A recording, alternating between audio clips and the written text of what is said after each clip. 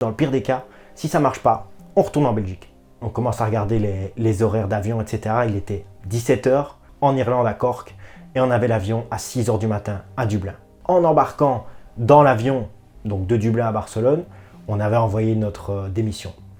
Parce que vu que ça faisait un petit peu moins de 3 mois, on n'avait pas besoin de donner de préavis. On embarque, on arrive à Barcelone. La délivrance. Un des plus beaux jours de notre vie. Le truc, le truc le plus fou dans tout ça, c'est qu'on n'a prévenu personne, donc même pas nos parents. Salut à toi, j'espère que tu vas bien. C'est Massimo de Parle sans complexe. Aujourd'hui, je vais te raconter ma vie. Donc si tu n'as pas encore pris de quoi boire, de quoi manger, je te laisse le temps d'aller chercher tout ça. Moi, je te fais une petite intro.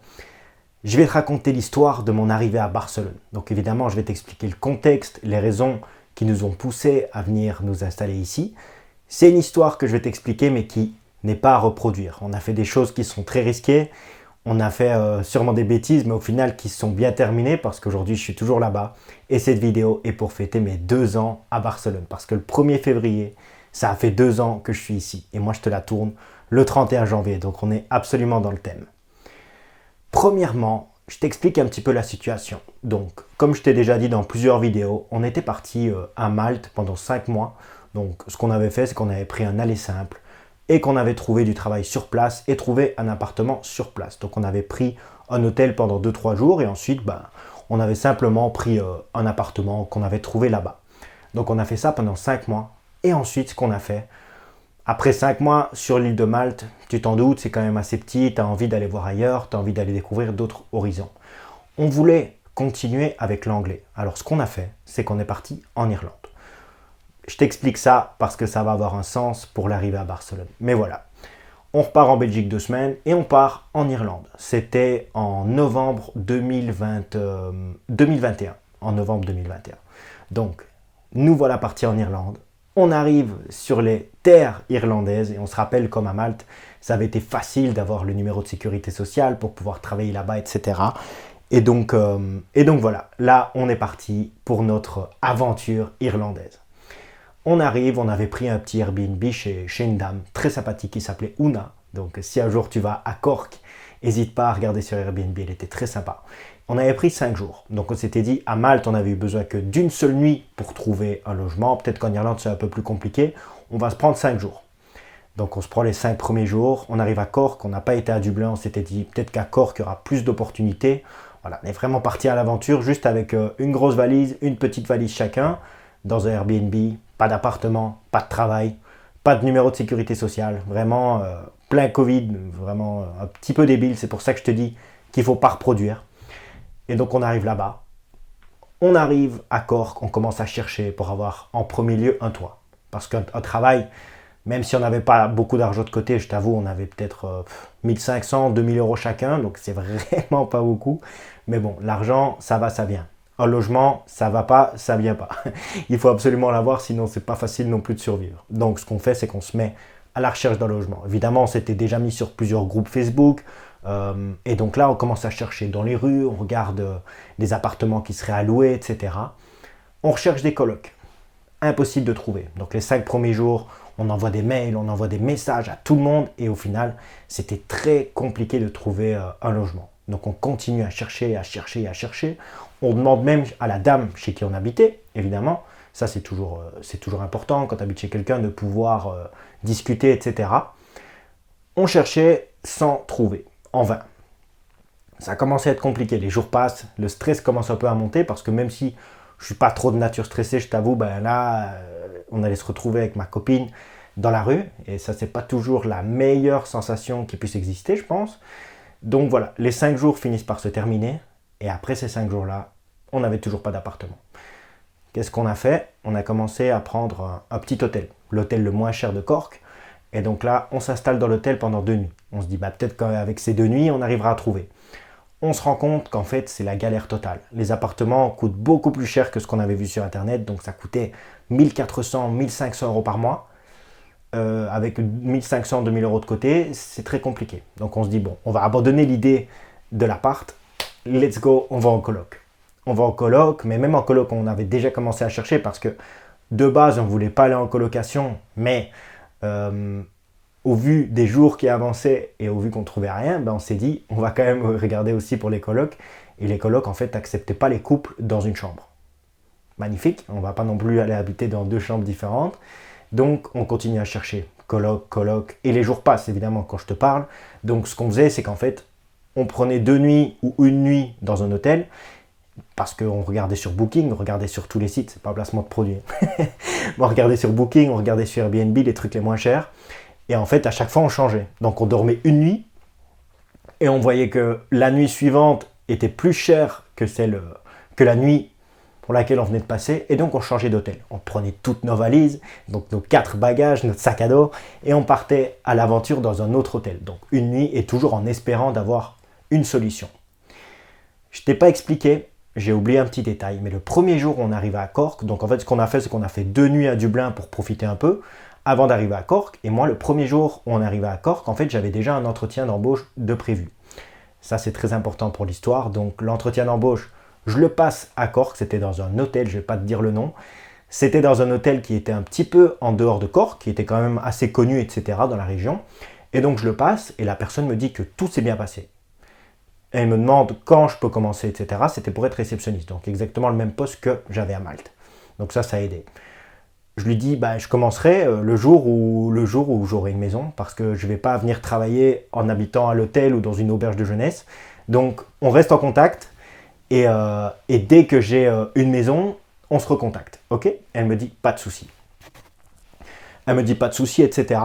Donc là, on continue à chercher. Je garde ça en mémoire, c'était pas le travail de mes rêves, réception, c'est cool, mais pendant un certain temps après, tu as quand même envie de changer, mais je t'avoue que je cherchais pas du tout un autre travail. Là, je cherchais le logement de manière prioritaire, sans rien chercher d'autre.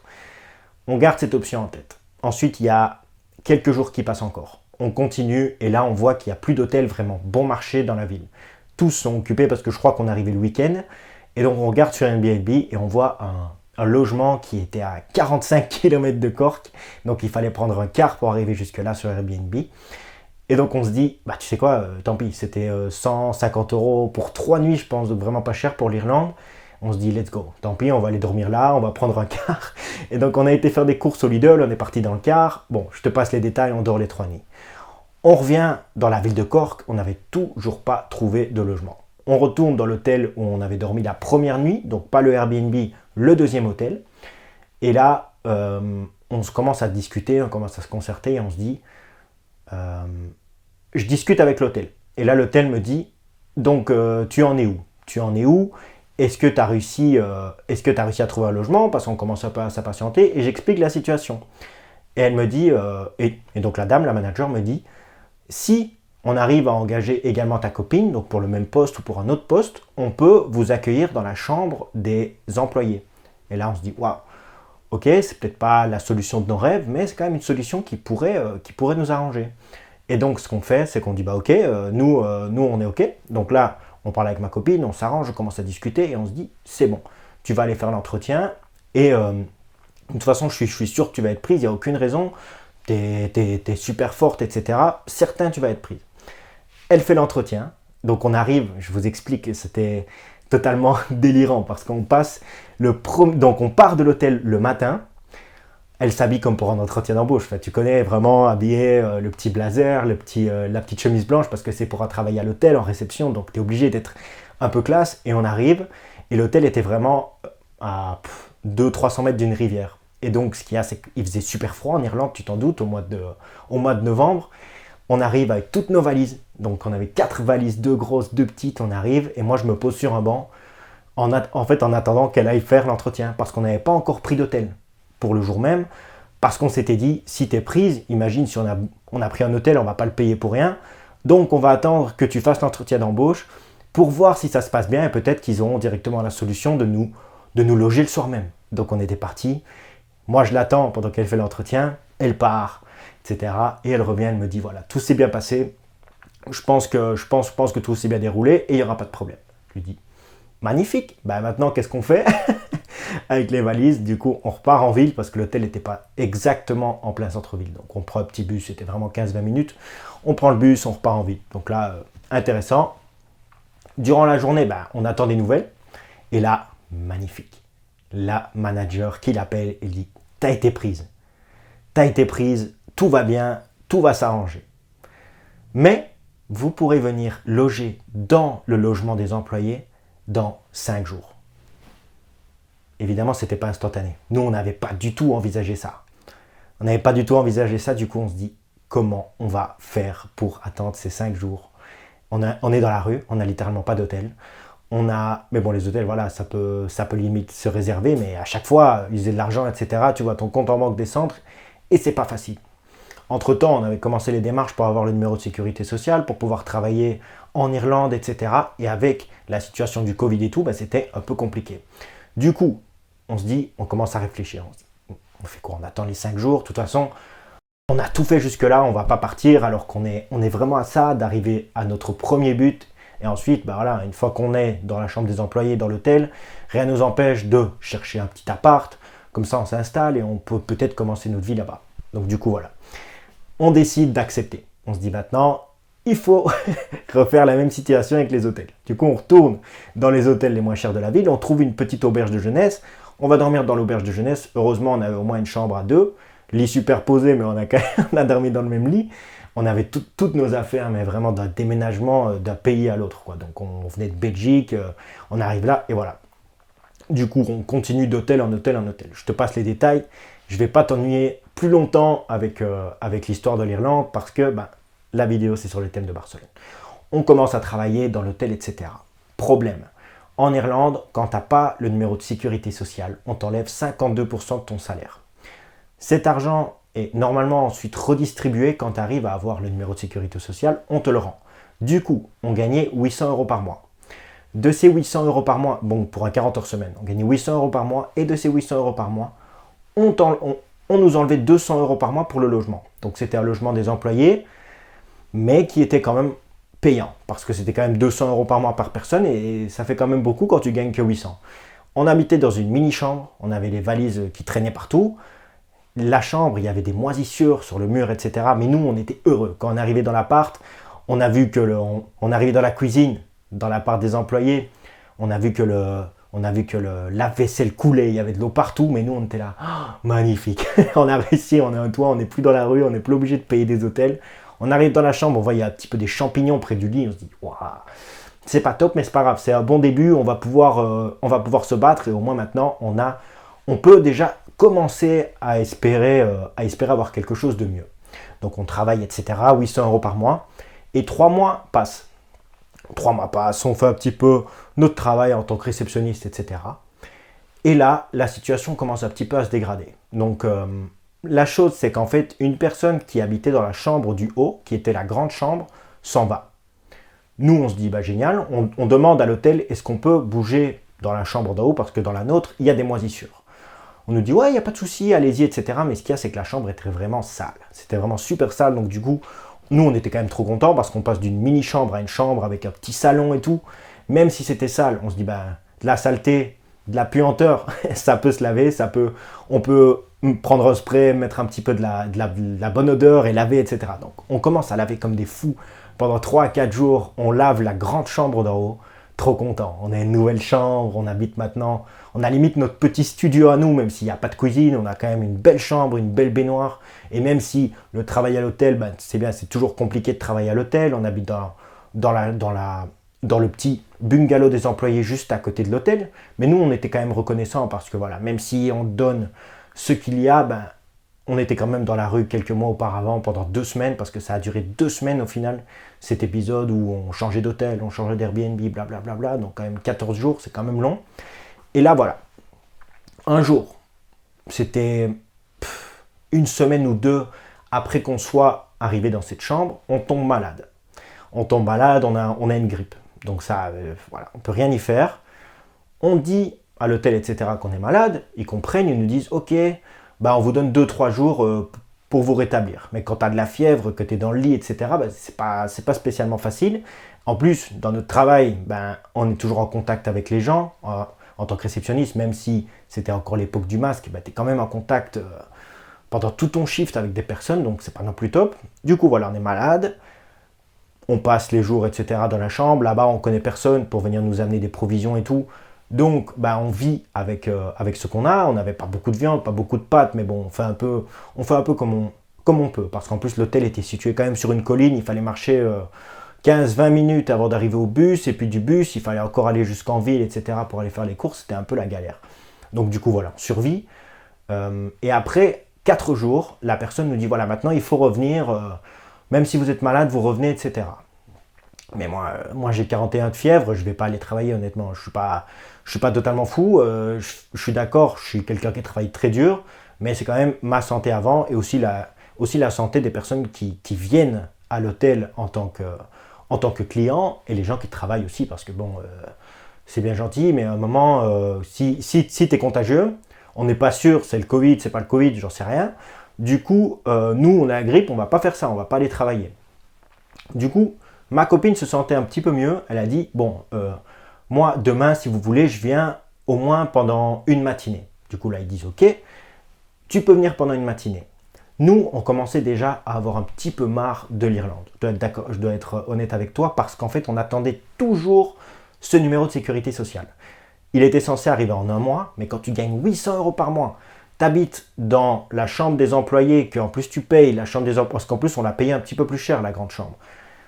Tu vis pas spécialement correctement, on s'est dit peut-être que l'Irlande c'était pas le bon timing, peut-être que c'était pas le bon moment, etc. pour y aller, et donc on commence à avoir un peu des envies de départ. Donc quand on est malade, quand tu es malade, tu travailles pas, tu as le temps un petit peu de réfléchir, et donc là le truc c'est qu'on s'est mis un peu trop à réfléchir, donc on pense, et on se dit ouais, ça serait quand même pas mal d'aller revoir une nouvelle destination, on a fait 3 mois ici, on voit que ça s'améliore pas trop, et je vois pas comment ça va pouvoir s'améliorer vu qu'on a toujours 800 euros par mois et que les appartements coûtent 1400 euros par mois minimum.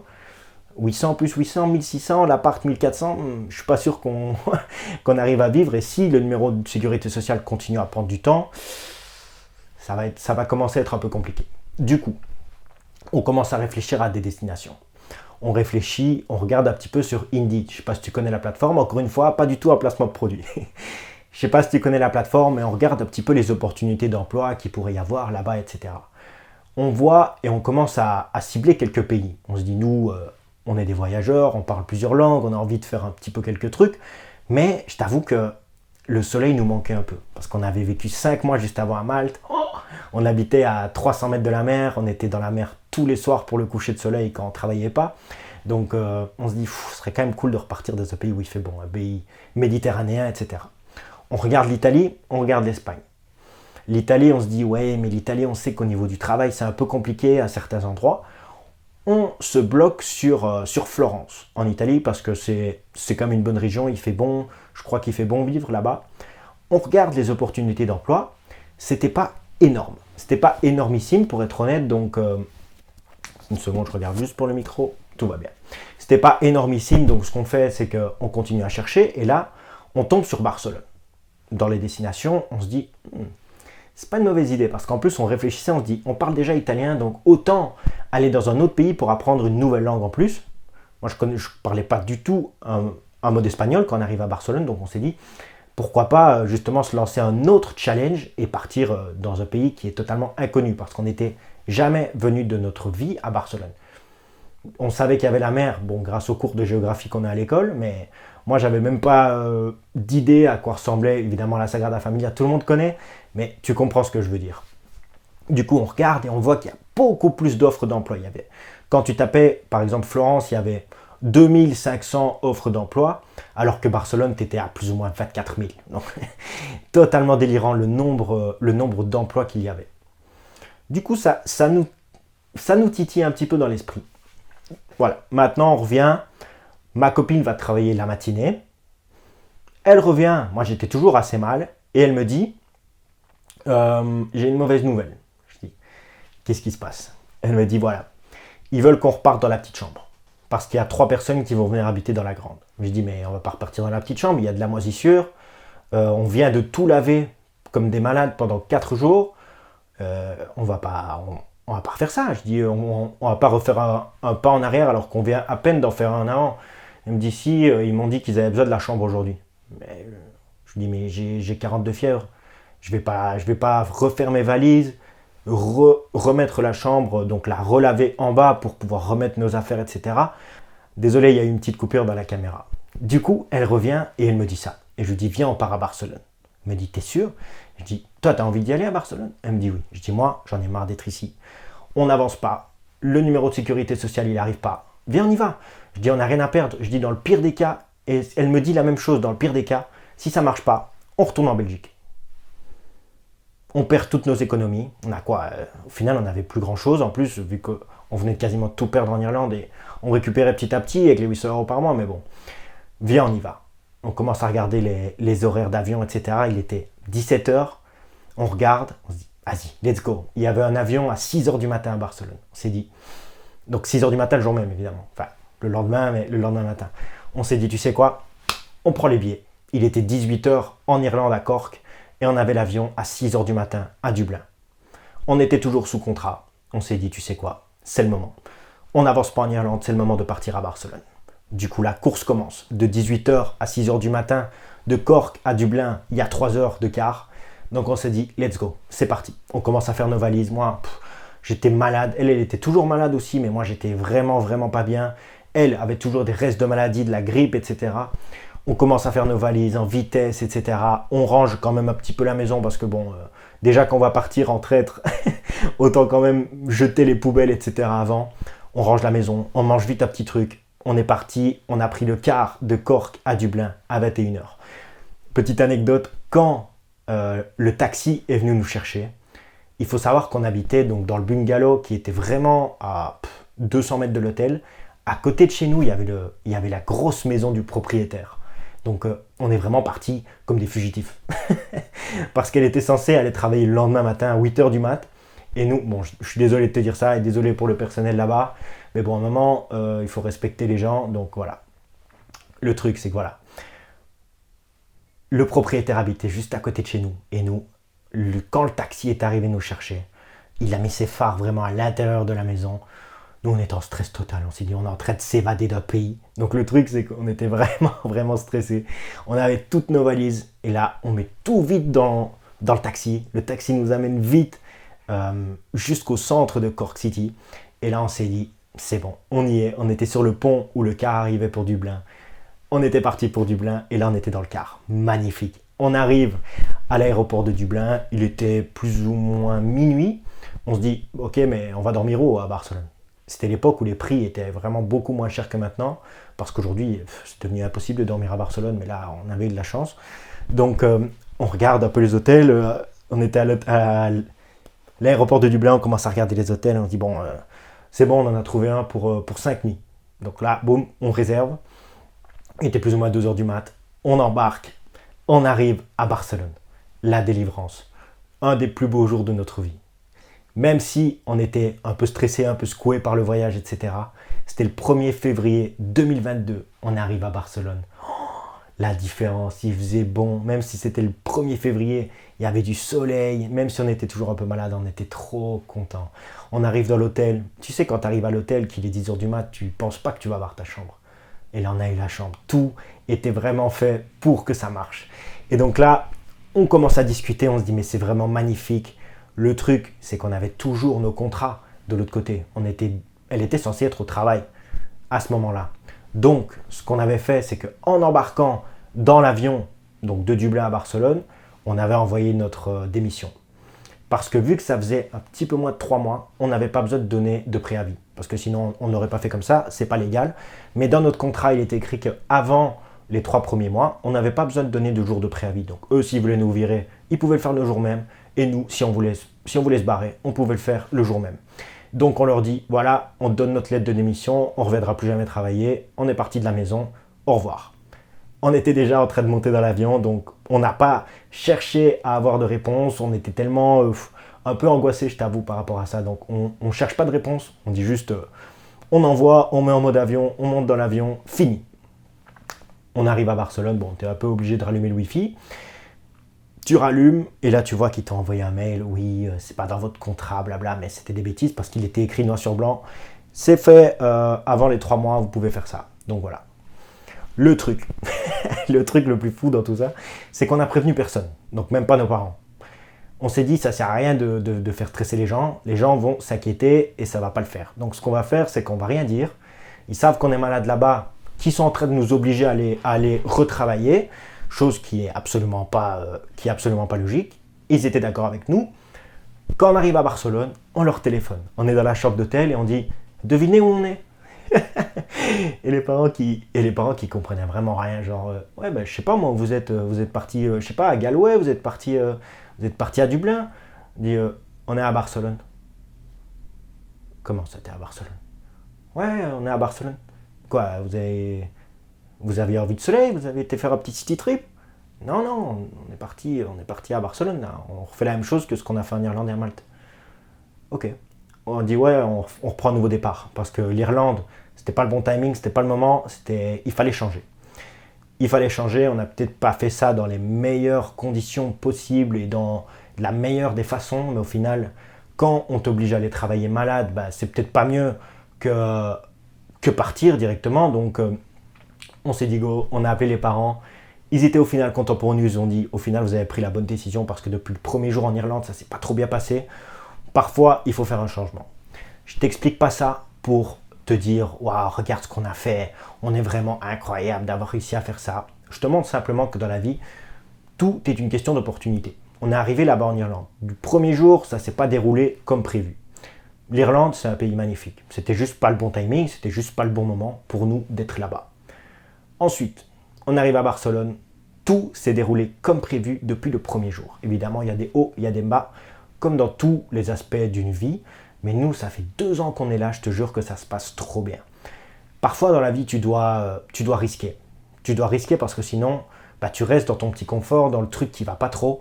Et au final, tu n'arrives jamais à atteindre vraiment le pic du bonheur. Moi, je peux te dire, depuis que je suis ici, waouh, je suis vraiment trop heureux. Il fait bon, les gens sont sympas. On a appris à vivre dans la culture. C'est magnifique. Honnêtement, c'est le plus beau moment de ma vie depuis 2 ans.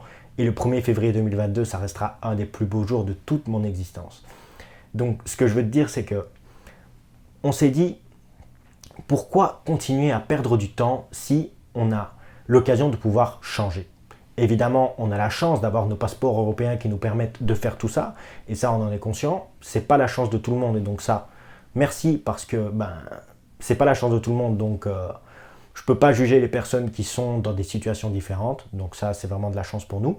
Mais si tu vois des opportunités qui se présentent à toi, et là il n'y a pas vraiment d'opportunités qui s'est présentée à nous, c'est plus nous qui l'avons créé nous-mêmes. Parce que en regardant les offres d'emploi à Barcelone, on s'est dit waouh, Barcelone ça a l'air quand même cool, il a l'air de faire bon, c'est un climat méditerranéen, il y a beaucoup d'offres d'emploi, beaucoup plus qu'en Irlande.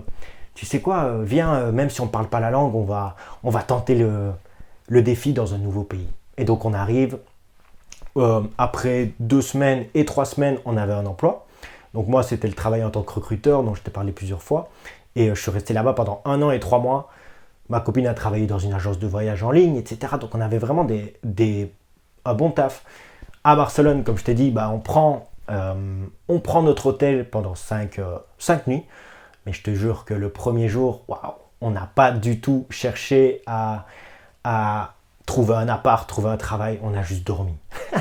Le 1er février, on n'a fait que dormir de toute la journée. On est juste sorti le soir pour aller voir l'Arc de Triomphe, j'ai toujours cette image en tête. Et le lendemain, on commençait à se reprendre un peu de la maladie, même si je t'avoue, j'étais toujours fatigué. Et on sort de l'hôtel, on va se promener un peu à la mer. On se dit, mais où on a atterri? On n'avait aucune idée de à quoi pouvait ressembler Barcelone, et donc c'était vraiment trop bien.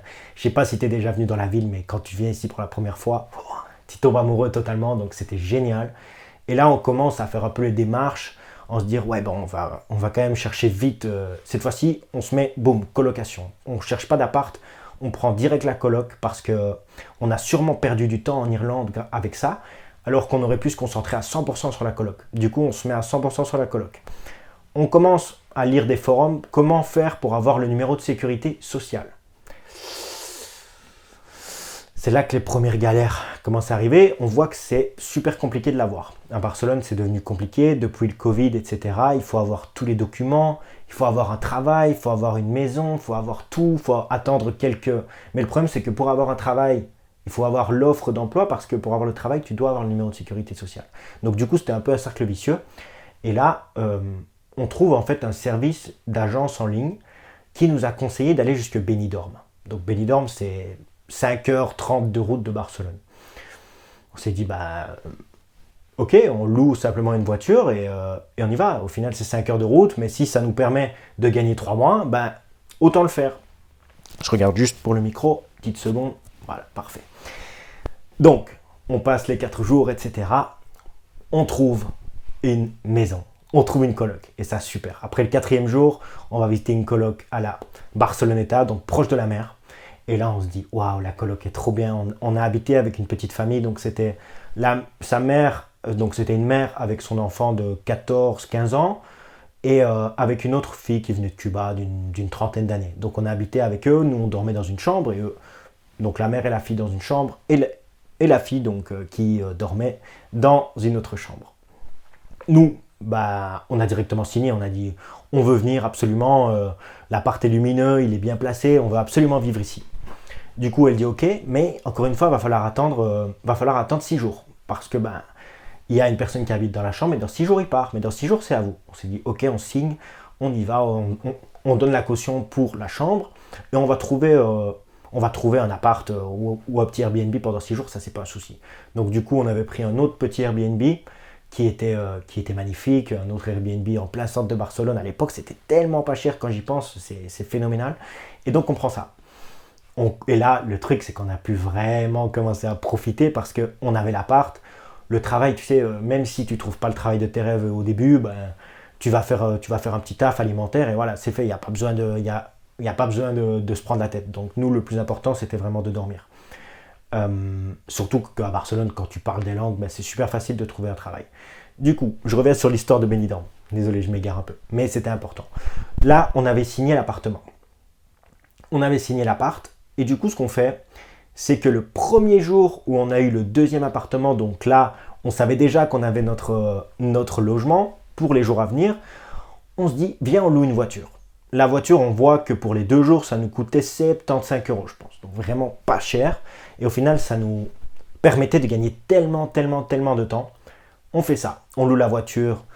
On part jusque Benidorm, 5h30 de route, on avait tous nos papiers, nos passeports, tout imprimé, on avait fait attention à ce que l'agence nous avait dit, on avait payé l'agence, on avait payé les frais pour pouvoir avoir donc ce NIE, comme ça s'appelle ici à Barcelone, et on part à Benidorm, on dort là-bas parce qu'on avait le rendez-vous le lendemain matin à 9h30 et on n'allait pas faire 5h30 de route pendant la nuit. Donc on avait pris vraiment un hôtel, il était horrible, mais c'est pas grave, c'était pour une nuit. Donc du coup, on dort et là, waouh. On avait donc un rendez-vous à 9h30 et l'autre à 12h30. Comment dire que c'était un peu le stress quand la première personne l'a eu, on était là, yes. Je sais plus si c'était ma copine ou moi, mais c'était un de nous deux qui l'avait eu, mais de toute façon, on s'en fout, on est une équipe. Donc on prend le truc, on l'a, puis après on attendait le deuxième, on boit des cafés dans un bar, puis le deuxième passe, et là, waouh, c'est bon, on a les 2 numéros de sécurité, on est tranquille, on a notre logement, on a notre numéro de sécurité sociale, on va pouvoir chercher un travail tranquille, en plus on payait pas la chambre très cher, c'était 550 € pour 2 si je me rappelle bien, donc en plein centre de Barcelone, ça va, au final ça fait pas très cher, ça fait 275 € par personne, bon c'est quand même vivable quoi. Donc et là, on commence à chercher un travail. Et comme je t'ai dit, après 2 semaines, j'ai trouvé un travail. Elle, après 3 semaines, elle a trouvé un travail. Donc ça s'est vraiment super bien goupillé. Après 3 mois, on a vraiment apprécié, honnêtement. Même pendant tout ce temps, quand je te dis, ça a l'air un peu galère quand je te raconte, mais c'est des souvenirs qui sont littéralement magnifiques. Il n'y a vraiment rien de négatif dans ce que je te dis. Parce que tout s'est vraiment passé à la perfection. Encore une fois, je pense qu'on l'a mérité parce qu'on s'est battu pour ça. Et je ne sais pas si c'est prétentieux de dire ça, mais on s'est battu pour avoir ce qu'on a eu, donc super content. Et donc voilà, après 3 mois, on a eu notre premier studio. D'ailleurs, tu as eu l'habitude de voir plein de vidéos dans ce studio maintenant. On vient de déménager il y a quelques jours. On habite maintenant, encore une fois, dans le centre de Barcelone. Et je te fais une petite vidéo avec le nouveau décor qui va évidemment s'améliorer.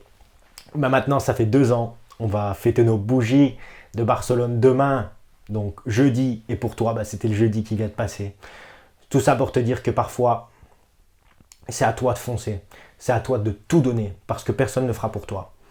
Et parfois, c'est bien aussi de faire les choses en discret sans rien dire à personne, parce que Quand les gens vont entendre tes idées, quand les gens vont entendre tes plans, tes projets, ils vont toujours avoir cette petite crainte, cette petite peur, ce qui est normal. Par exemple, tes parents, bah, ils t'aiment, donc ils vont, et même tes proches simplement, ils vont vouloir te protéger, ils vont pas vouloir que tu fasses des choses débiles parce que, ben oui, c'était quand même quelque chose de débile de partir d'un pays inconnu à un autre pays inconnu pendant la nuit avec des valises alors que tu connais rien, tu parles même pas la langue du pays où tu vas. Au final, maintenant, est-ce que je te dis que c'est un truc débile ce qu'on a fait? Pas du tout. C'était une des meilleures décisions c'était peut-être la meilleure décision de notre vie, je pense. Je crois qu'elle te dirait la même chose. Et donc voilà, dans la vie, fais simplement ce que tu désires.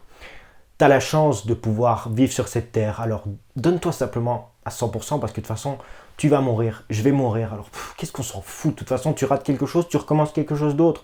Moi, ce que j'appelle, ce qu'on a fait en Irlande, plein de personnes peut-être diront que c'est un échec. Moi, je te dirais que c'était un de ces apprentissages, mais un apprentissage énorme sur nous, sur notre couple, sur la façon dont on voit la vie. Parce que arriver dans un appartement avec un lave-vaisselle qui coule, avec de la moisissure sur un mur et être tellement heureux de pouvoir être là, yes, se dire magnifique, on arrive enfin à s'en sortir. Voilà.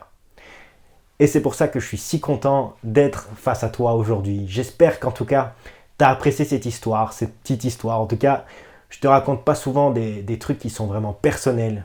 On a pris le temps de discuter. J'espère que tu as bien bu, tu as bien mangé. Si tu veux d'autres histoires, j'en ai plein à raconter. Même si tu as des questions précises et que tu veux que j'élabore des thèmes, des trucs que j'aurais pu vivre dans ma vie, ben, je suis là pour ça. De toute façon, un grand merci d'avoir visionné la vidéo jusqu'au bout.